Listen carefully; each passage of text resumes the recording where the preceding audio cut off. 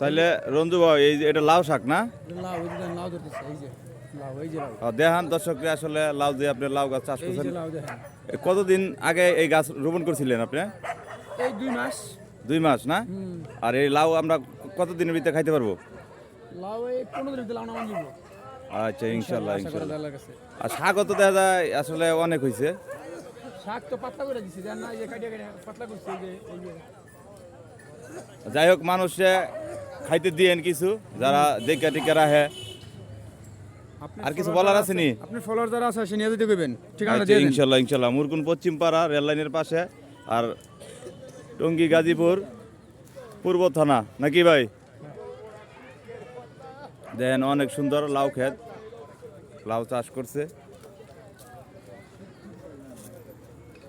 গাছের প্রতি উনি অনেকটাই খেয়াল রাখে, আসলে কি বলবো, বলার মতো কিছু নাই। আর যারা যারা এইসব খাবার খাইতে ভালোবাসেন তারা অবশ্যই এটা শেয়ার করে দিবেন। এক জায়গা মতো দিয়ে দিব রঞ্জু ভাইরা, ঠিক আছে, যাতে 10 চিনে এই চান্সই শেষ।